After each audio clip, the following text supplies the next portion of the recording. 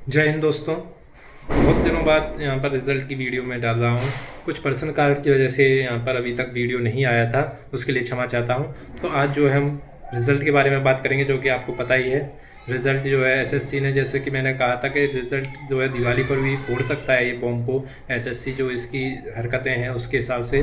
और वैसा ही हुआ। रिज़ल्ट जो है दिवाली के दिन शाम को 4:30 बजे के आसपास रिलीज़ कर दिया गया एसएससी के द्वारा, बिना सोचे समझे कि बच्चे क्या स्थिति में होंगे। कोई इन्जॉय कर रहा होगा दिवाली को, ये बिना सोचे समझे। क्योंकि देखिए 22,000 स्टूडेंट्स, जिसमें से कि मेडिकल में चलिए कुछ निकल गए होंगे, उनको पता होगा। 15,000 स्टूडेंट्स ऐसे थे जो आस लगा के बैठे थे कि शायद सिलेक्शन हो जाएगा, और उनमें से सिर्फ 5-5,500 मतलब 5308 बच्चों का सिलेक्शन हुआ। लेकिन जो 10,000 बच्चे हैं वो अनसेलेक्टेड रहे। तो जो उनका दिवाली था वो तो बहुत ही ख़राब कर दिया एसएससी ने उस हिसाब से। तो इस बारे में भी और बेस और रिज़ल्ट में भी बहुत ही कमियां देखी गई। रिज़ल्ट जो है बिल्कुल मैनेज तरीके से नहीं आया गया, और उसमें बहुत ज़्यादा त्रुटि हैं। जैसे कि जो डिज़र्विंग कैंडिडेट थे उनका भी नाम नहीं है लिस्ट में। जो 320 नंबर, जो मैंने पर्सनली मैं जानता हूँ एक दोस्त को, उसके फ्रेंड थे, तो उनके 320 नंबर थे और मेडिकल में सभी क्लियर थे। उनसे बात हुई तो मेडिकल में सब क्लियर था और डॉक्यूमेंट वेरिफिकेशन बिल्कुल क्लियर था। 320 नंबर थे, फिर भी मेडिकल लिस्ट में उनका नाम, वो फाइनल लिस्ट में उनका नाम नहीं था।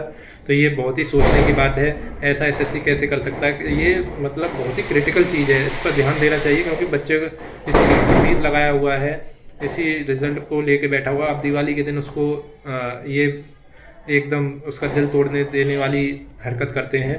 और ये मतलब एक बहुत ही गंभीर मुद्दा है, इस पर होनी चाहिए चर्चा। क्योंकि इसको सुसाइड भी कर सकता है एक जो डिज़र्विंग कैंडिडेट है। उसको पूरी उम्मीद है मेरा आ ही जाएगा, लेकिन फिर भी अपनी फाइनल लिस्ट में नहीं होता उसका नाम, तो देखकर उसको बहुत ही ज़्यादा धक्का सा लगता है कि ये हुआ क्या। तो ये रिज़ल्ट के बारे में रहा। और जो कट ऑफ थी वो तो आपको पता ही, अनएक्सपेक्टेड कट ऑफ थी। 303 मिनिमम कट ऑफ सीआरपीएफ की जाना एक वाकई बहुत ही हैरान करने वाली बात थी इसमें।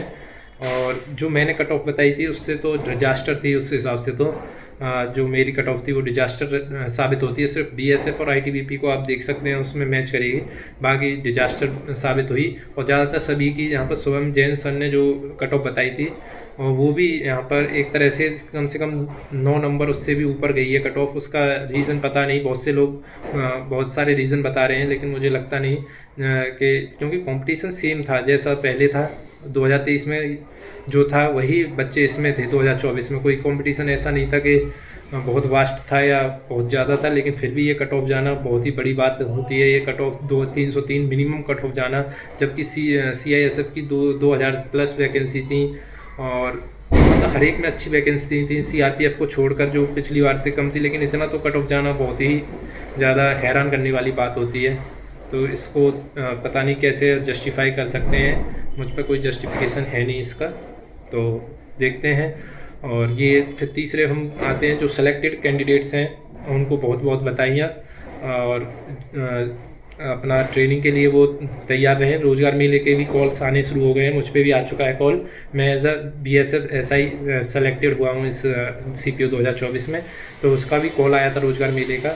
तो उस पर मैं अलग डेडिकेटेड वीडियो बनाऊंगा कि कहाँ कहाँ हो रहे हैं रोज़गार मेले और क्या अपडेट है, कैसे उधर वो रहना है। तो उसके लिए आपके लिए एक डेडिकेटेड वीडियो बनाऊंगा। और फिर हम बात करते हैं जो नॉन सेलेक्टेड, जो नहीं हुए हैं सेलेक्ट इस सीपीओ 2024 की भर्ती में, तो वो क्या करें। वो बिल्कुल निराश होने की ज़रूरत नहीं है।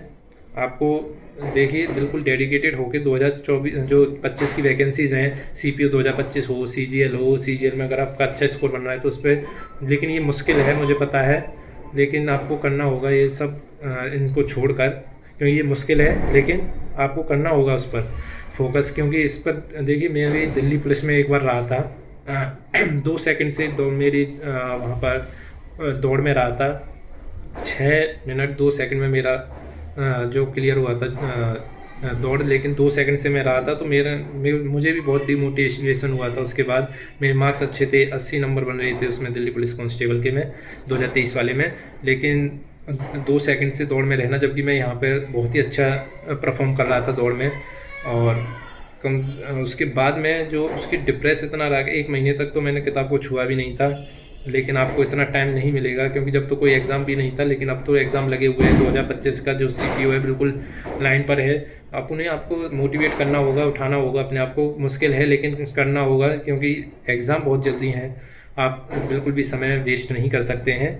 और 2025 में देखिए दिसंबर नवंबर में बहुत ही पीक पर रहेंगे। RRB NTPC का भी आ चुका है, CPO 2025 भी है। CGL का अगर अच्छा स्कोर बन रहा है तो उस पर ध्यान दीजिए। CHSL आ रहा है, MTS आ रहा है। कोई भी एग्ज़ाम छोड़ने का नहीं होता है, सभी एग्ज़ाम दीजिए क्योंकि आपकी प्रिपरेशन थोड़ी बेटर होती जाती है। सभी क्वेश्चंस को सेलेक्ट कीजिए, कहाँ पे गलती हो रही है कलेक्ट कीजिए सभी क्वेश्चंस को।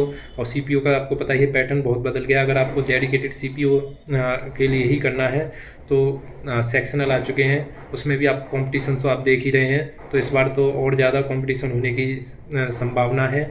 और देखिए पैटर्न चेंज हुआ है, लेकिन कट ऑफ पर कितना असर पड़ता है उसका पता नहीं है क्योंकि कट ऑफ तो लगातार बढ़ती ही जा रही है, उसका कोई इलाज नहीं है। और जितने भी सेलेक्टेड कैंडिडेट हैं उनको बहुत बहुत बधाइयाँ।